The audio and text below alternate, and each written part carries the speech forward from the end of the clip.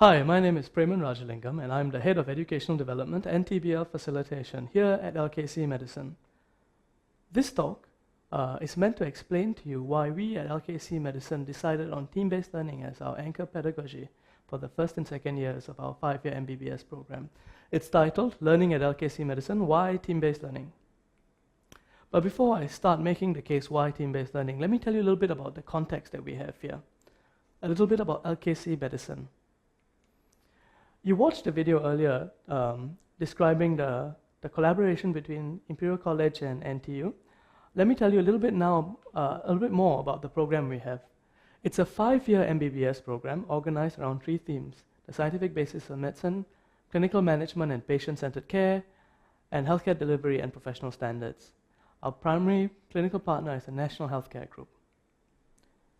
It is a jointly awarded degree, jointly awarded by Imperial College London and Nanyang Technological University. But it is a brand new curriculum which was developed with this context in mind. It leverages on strengths of the Imperial curriculum adapted for Singapore and has strong synergies with NTU. Team-based learning is used primarily in the first and second year of our 5-year program. The first and second year is the preclinical phase and focuses principally on the scientific basis for medicine. There are a couple of other unique innovations about this curriculum. It's not organized around courses, it's organized around teaching blocks. So it starts with Introduction to Medical Sciences, the cardiorespiratory block, renal endocrine, and musculoskeletal in the first year, and similar teaching blocks in the second year. Another unique feature of the first and second year is very early contact with patients, and clinical scenarios are used quite a bit in team-based learning to make the science relevant to students. This is our 3rd and 4th year, very, very similar to many other programs in medicine. These are clinically based, hospital-based rotations. Right? The one unique feature is the pre-rotation and in-rotation teaching blocks, where there's an opportunity to bring the entire cohort back together to undergo some formal teaching. Finally, this is the 5th year of our program, where students will have opportunity to choose electives or selectives. Electives if they choose to go overseas, and selectives if they choose to specialize in an area of their choice.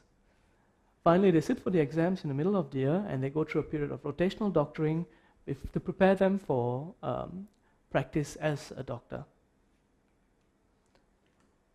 And these are our first 2 cohorts of students. Our first cohort of students above, the 54 of them, right, have gone through most of the first and second year now. And this is our current cohort of students, 78 students who are right now in our first year going on to second year.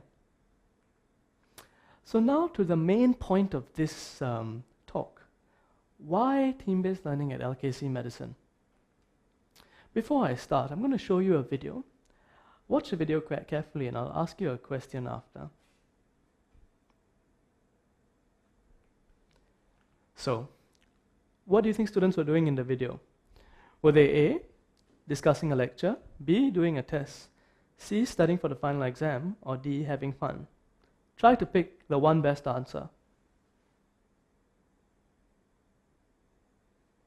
So what did you pick? Right? Let me go through the rationale for this question first. You may be thinking to yourself, all of these options are somewhat correct, and you're right. All of these are somewhat acceptable, but my best answer for this question is B. They're actually doing a test. Of course, I haven't given you enough information about team-based learning at this point, so you may not have got that particular answer. Bear this scenario in mind, and we'll revisit it a bit later on. So let me go on to make that case about why team-based learning. When we first started the school, the one question we had to answer to ourselves was how to best use class time. And we had to ask ourselves, why not lecture? Lecturing is perhaps the most common form of teaching in higher education, and many of us have gone through a lecture-based education, and it has done us little, if not any lasting harm. And this is often what we want, a lecture where you have a lecturer in front who seems to be engaging the audience. He seems to know what he's talking about, And the audience, in turn, seems to be paying attention to him. Unfortunately, this is what we sometimes worry about. Of course, this is a made-up photo, and you don't expect your whole class sleeping like this unless you have superpowers. But it is true that retention isn't consistent in a lecture. You're likely to retain 70% of the first 10 minutes of a lecture and less than 20% of the last 10 minutes of a lecture. And different people have different attention spans. Attention typically drops 10 to 30 minutes into the lecture and stays low right to the end of the lecture. And there's another bit of evidence which works against lectures. This is Hermann Ebbinghaus, right? Hermann Ebbinghaus is a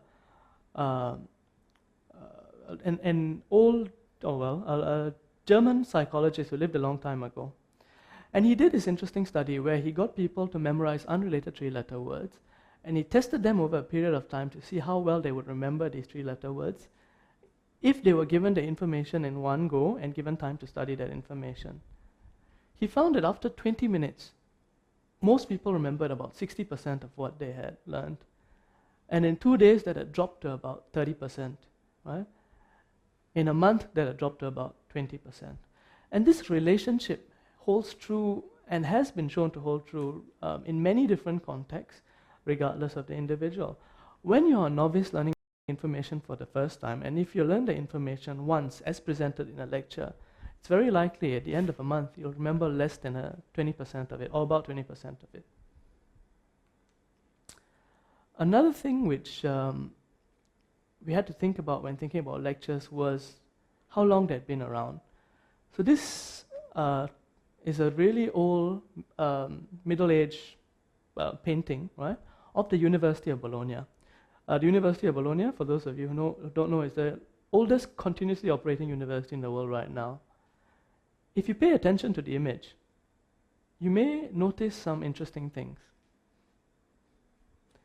This is King Henry giving the lecture.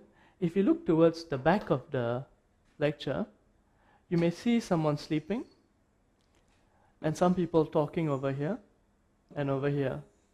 But of course, the people in the front seem to be paying attention, as we always do.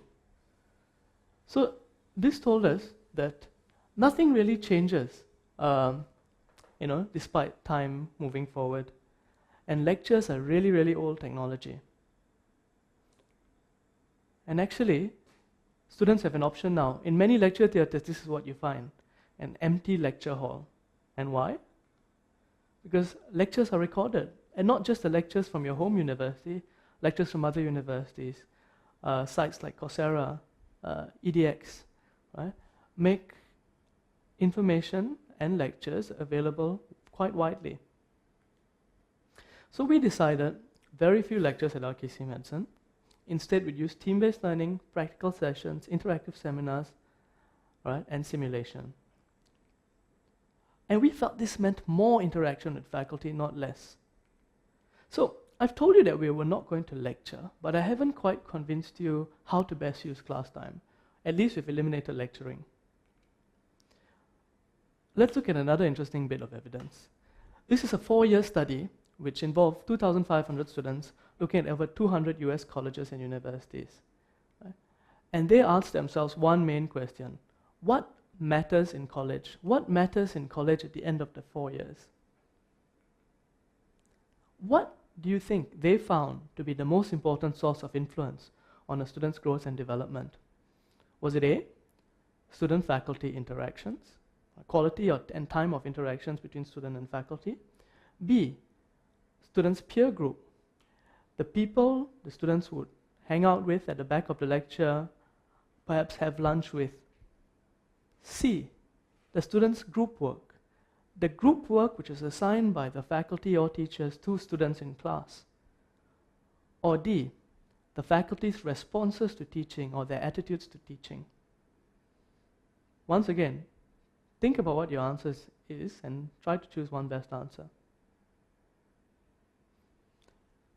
In this case, they found that the students' peer group was the most significant source of influence on the students' growth and development. Of course, all of these 4 factors were significant influences on their growth and development, but the peer group was the one which was the most significant. And why that's interesting and how it relates to team-based learning is that, of course, we should spend effort on student-faculty interaction, and we should maximize that. And of course, student group work is shown to work, and we should try to engage them in group work. And of course, we should spend effort on faculty development and improve the faculty's response to teaching. But the student's peer group is one of those things which many studies have found to be very important, but very few approaches to teaching and learning take into account the student's peer group. The one thing which we really liked about team-based learning was team-based learning specifically tried to shape the student's peer group through the purposeful formation of teams and use the peer group as a way for it to influence learning. So 1993 was a long, long time ago. All of these things which used to not be able to fit in your pocket now can fit in your pocket. And actually that wasn't even since this year. That was since 2007. We've had this amazing technology which we didn't have before. Another thing which has changed is students have changed. Some people claim that students, because of their access to information, access to technology, learn differently, or at least they have different expectations of learning. Another thing that has changed is healthcare. Healthcare has changed and has had to become more team-based, right? And actually, team-based healthcare has shown to have much better, much more positive outcomes as compared to a paradigm of the single expert who knows or claims to know everything. So now, how to best use class time, given that everything has changed or is changing? We've decided to do something which you may have heard about in the literature called flipping the classroom. So this is an example of our classroom, our seminar room where our students engage in learning. It's the same classroom you saw in the video earlier. In this case, it's flipped upside down. Let me explain what flipping the classroom is. In a traditional system, right, and this is what we wish happens, before the students come into class, we hope that they do some reading, some preparation, some pre-work. During the class, they hope that they engage with us in an active fashion. And after class, we hope that they do some homework and that prepares them for the exam. In reality, this is what happens. That's the amount of pre-work they do. During class, all they can do is sit there passively and listen to the lecture because it's the first time they've encountered the material.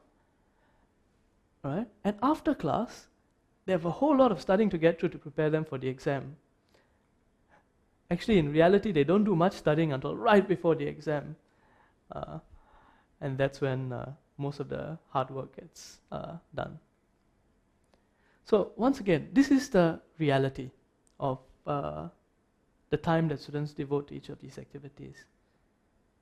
In a flipped classroom, the goal is to move the effort put in during the lecture, the passive listening, to a videotape lecture.